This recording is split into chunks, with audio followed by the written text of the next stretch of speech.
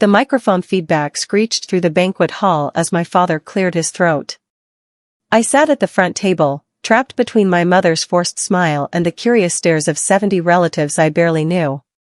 My parents had been divorced for 3 years, yet here they stood together, delivering what they called a reconciliation speech at our family reunion.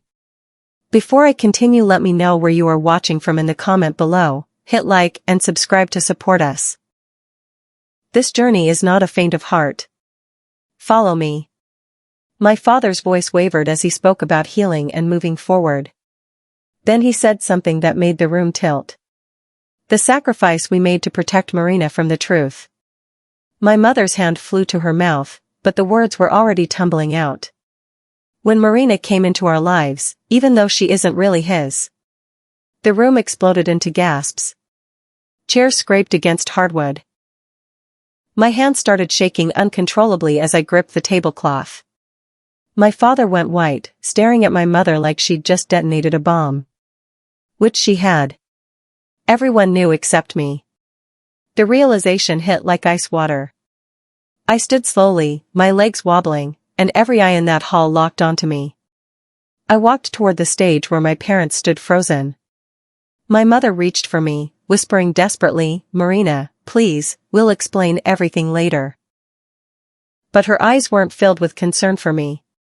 They were filled with panic about what I might do next. I took the microphone from my father's trembling hand. The weight of it felt surreal. "My name is Marina Tate, and I just learned something apparently all of you already knew." My voice came out steadier than I expected. The silence was suffocating. Aunt Valerie covered her mouth. My grandmother looked down at her plate. Kelsey, my cousin, had tears streaming down her face. Everyone knew. They'd known my entire life. I handed the microphone back and walked off the stage. Behind me, both my parents called my name, their voices overlapping in desperation. I kept walking. The exit sign glowed like a beacon. My chest felt tight, like someone was squeezing my lungs. I pushed through the double doors into the night air. I made it to the parking lot before my father caught up. His hand grabbed my arm, spinning me around. "Marina, stop. Please. It was a misunderstanding. Your mother didn't mean it like that." I yanked my arm free. "Didn't mean what? That you're not my father?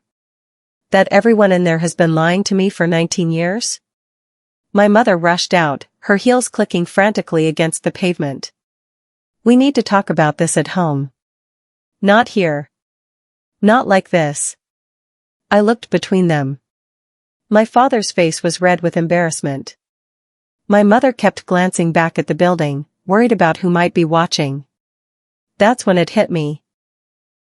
They weren't scared about hurting me. They were scared about how this looked to everyone else. "You're more worried about them than about me," I said quietly. My father opened his mouth to argue, but nothing came out. My mother started crying, but even her tears felt calculated. I drove home alone that night, but I didn't go inside. Instead, I sat in my car and let memories wash over me. Growing up, I'd always felt different. Wrong somehow. My parents would argue behind closed doors, their voices rising and falling in angry waves. I'd press my ear against the wall, trying to understand why they fought so much about me.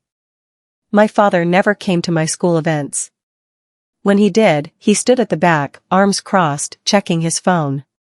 My mother overcompensated, drowning me in attention that felt more like control than love. There were comparisons too. "Your cousin Kelsey is so athletic. Why can't you be more like Sarah from church?" Nothing I did was ever quite right. I remembered one night when I was 8, listening through the heating vent. My mother's voice drifted up, "She doesn't look like you at all." My father's response was muffled, angry. I'd wondered then what it meant. The next morning, I drove to Kelsey's apartment. She answered the door with swollen eyes. She'd been crying. "I'm so sorry, Marina. I thought you knew. We all thought." She pulled me inside. Over coffee, she explained how the family had always treated me differently. How at family gatherings, adults would lower their voices when I entered rooms. How my grandmother once told Kelsey that Marina's situation was complicated and they all needed to be careful. Careful about what? I asked. Kelsey bit her lip. About what they said around you. I felt sick. My entire childhood had been a performance, everyone playing their part except me. I was the only one who didn't know the script. There's something else, Kelsey said carefully. Once, when I was at your house helping Mom clean out the garage, I saw a locked file with your name on it. My pulse quickened. Where? Aunt Valerie lived 20 minutes away. When I knocked, she looked like she'd been expecting me. She didn't make small talk. She went straight to her study and returned with a thin manila envelope. Her hand shook as she gave it to me. Your parents made us all promise never to tell you. But after last night. I opened it. Inside was a court document. Custody dispute. My parents' signatures were at the bottom, along with legal jargon I didn't fully understand. But one name had been blacked out with thick marker. Someone had tried to erase a person from my history. Who is this? I pointed to the redacted name. Aunt Valerie's eyes filled with tears. Your parents begged us not to tell you. They said it would destroy the family. Who? My voice came out harder than intended. She whispered 2 syllables that changed everything. Rowan. The name meant nothing to me, yet somehow it meant everything. I remembered my father's home office. He kept old files in a locked cabinet, but I knew where he hid the key. That afternoon, while both my parents were at work, I let myself into the house. My hands trembled as I unlocked the cabinet. Inside were folders organized by year. I pulled out the one labeled financial records. Inside were bank statements going back 15 years. Every January, there was a payment. Always the same amount. Always to an account I didn't recognize. The memo line simply read, agreement. My stomach dropped. Were they paying someone to stay silent? I took photos of every statement with my phone, my heart hammering so loud I was sure the neighbors could hear it. As I was sliding the last folder back, I heard a car door slam outside. I locked the cabinet, replaced the key, and slipped out the back door just as my mother's key turned in the front lock.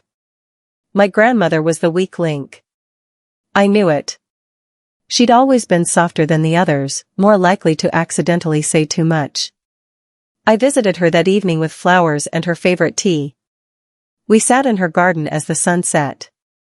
Grandma, I need you to tell me the truth about my birth. She stiffened. Your parents should be the ones, they've had 19 years to tell me. They chose not to. Now I'm asking you. She was quiet for a long time. Then, quietly, your birth was complicated. There were arguments. The family nearly split apart because of it. Your parents made us all promise silence. Why? She looked at me with tired, sad eyes. Because they wanted to protect you from the shame of it all. Shame? The word burned. She reached for my hand. There was a man. Your mother was involved with him during the marriage. His name was Rowan. There it was again. That name. That night I searched for Rowan online. Facebook, Instagram, LinkedIn. There were several, but one profile made me freeze. Rowan Pierce. 43 years old. Living in Nevada. I clicked on his photo and stared. The resemblance was impossible to ignore. We had the same nose, the same shape of eyes. The same small gap between our front teeth. I felt dizzy. My entire identity was crumbling. As I stared at his photo, there was a knock on my bedroom door. My father walked in without waiting for an answer. He saw my laptop screen and his face went pale. Where did you get that name? His voice was sharp, controlled. Does it matter? He moved toward me like he might take my laptop. I closed it quickly. Marina, listen to me very carefully. Rowan is nobody important. Just an old friend who caused problems years ago. You don't need to, an old friend you pay every January? His face went white.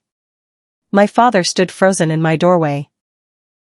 You went through my files. It wasn't a question. You lied to me for 19 years. He sat down heavily on my bed, suddenly looking much older. It's not what you think. Then tell me what it is. But he couldn't. He stammered, avoided my eyes, talked in circles about complicated situations and adult problems I wouldn't understand. I'm not a child anymore, I said quietly. I'm not yelling. I'm not throwing things. I'm just done being lied to. He rubbed his face with both hands. Marina, if you contact Rowan, you'll open a door that can't be closed. There are legal issues. Family issues. Your mother and I agreed, you agreed. Nobody asked me. He stood up, his voice harder now. I'm warning you. Do not dig any deeper into this. You'll regret it. Then he walked out. But the warning only made me more determined. That night I couldn't sleep. I heard my parents arguing downstairs, their voices carrying through the old house's thin walls. I crept to the top of the stairs and pulled out my phone, pressing record. My mother's voice was shrill. You shouldn't have mentioned the reunion as if it was my idea. Now she's digging and she found the files and I told her to stop. I warned her about Rowan. Warned her? She's not going to stop. You know Marina. Once she latches onto something, then we'll handle it. Like we always have. How? She has bank statements. She knows about the payments. If Rowan comes after us again. My blood went cold. Come after them? For what? My father's voice dropped lower. He won't. The agreement is airtight. He signed away his rights. He can't, that was when she was a baby. She's an adult now. He could reach out. I recorded every word until they finally went silent. The next day I learned the real reason for the reunion. My grandmother mentioned it casually over lunch.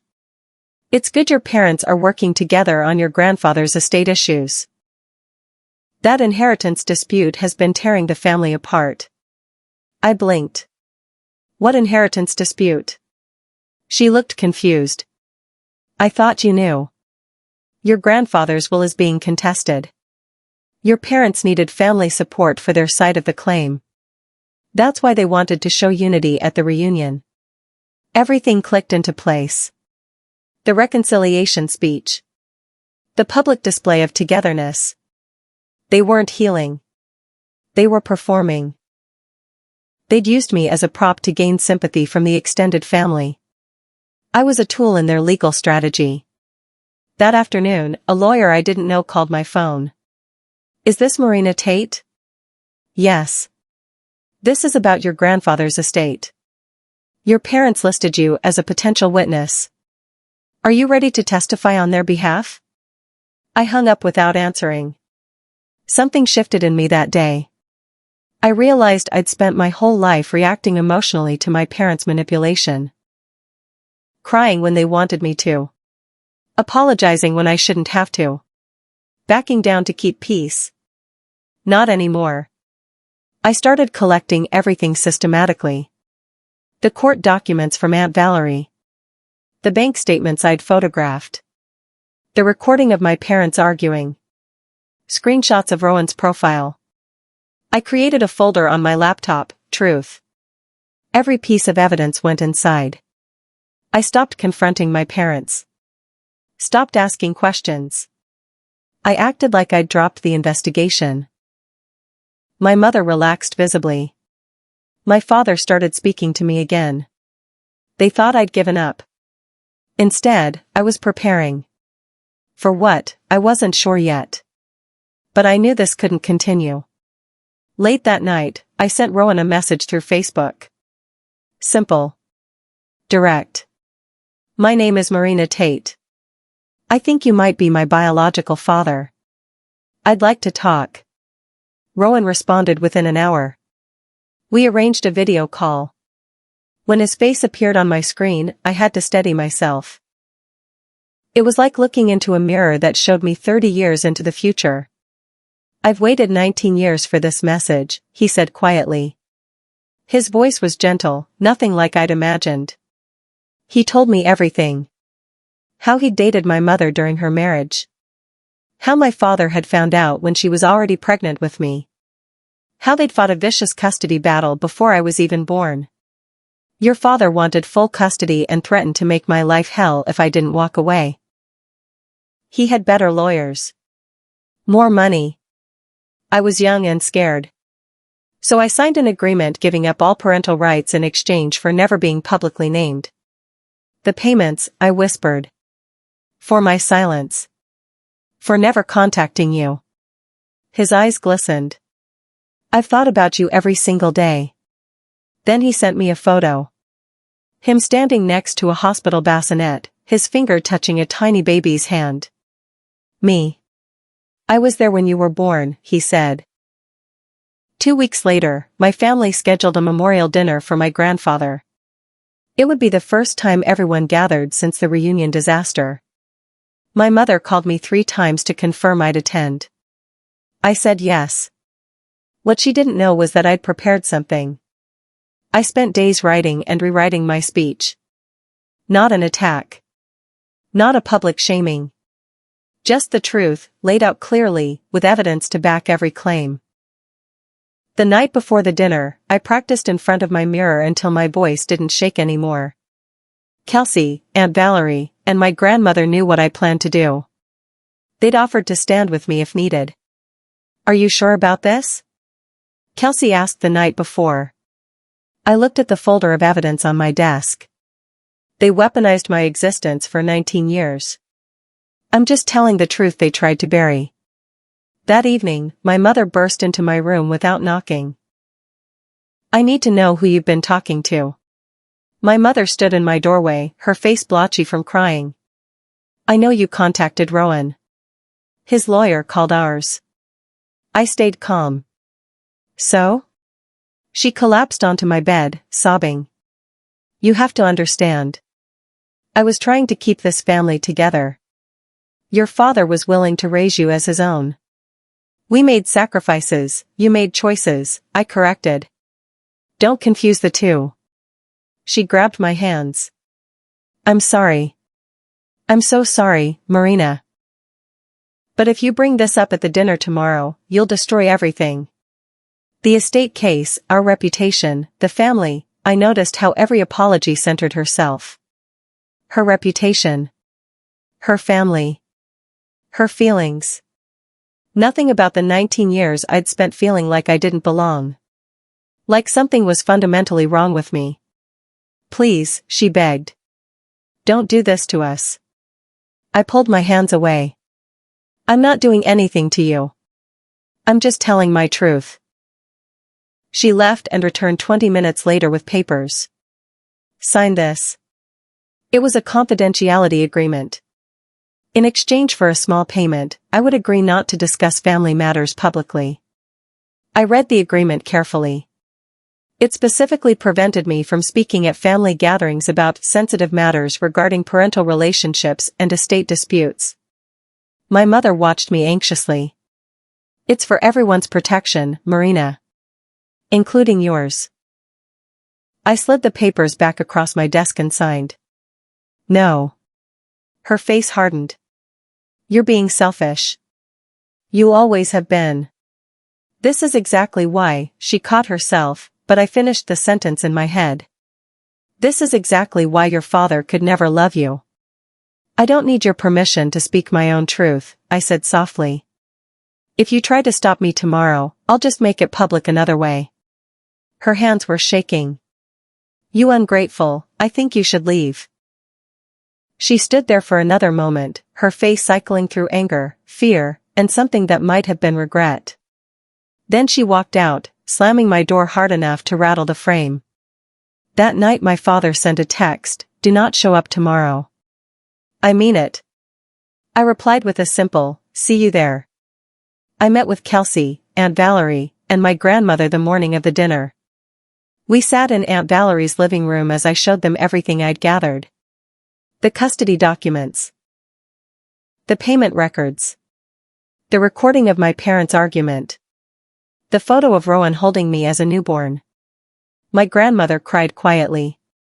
Kelsey squeezed my hand. Aunt Valerie's expression was grim but determined. What do you need from us? She asked. Just the truth. If my parents try to shut me down or claim I'm lying, I need you to back me up. All three nodded. We will, my grandmother said firmly. We should have done this years ago.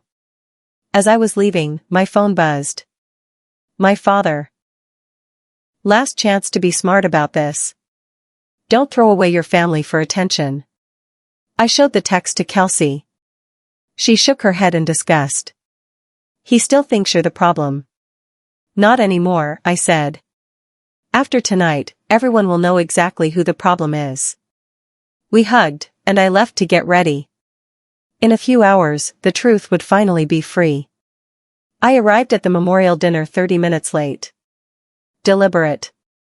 I wanted them to think I wasn't coming. The banquet room was full when I walked in. Conversation stopped. Heads turned. My mother went pale. My father's jaw clenched so tight I could see the muscle jump.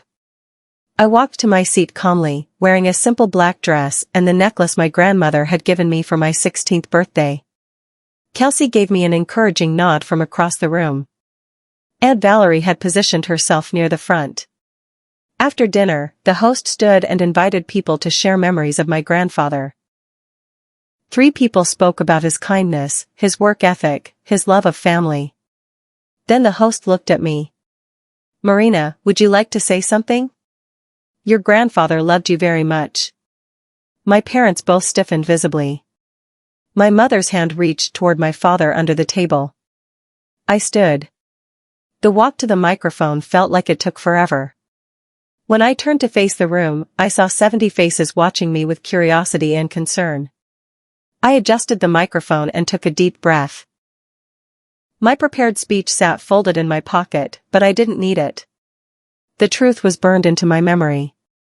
Thank you for letting me speak. I want to talk about family. About truth.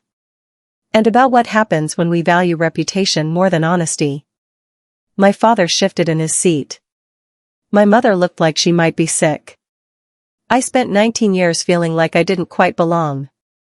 Like no matter what I did, I was somehow wrong. I couldn't understand why my parents treated me differently. Why family gatherings felt tense around me. Why people whispered when I left the room. The audience was completely silent. At the reunion 2 weeks ago, I found out why. I learned that my father, the man who raised me, isn't my biological father. And apparently, everyone in this room knew except me. Gasps rippled through the crowd. People looked at my parents. My mother covered her face. The man's name is Rowan Pierce. I said his name clearly, watching my father flinch. And there's more to this story. I continued steadily. When my mother got pregnant with me, my parents were already having problems.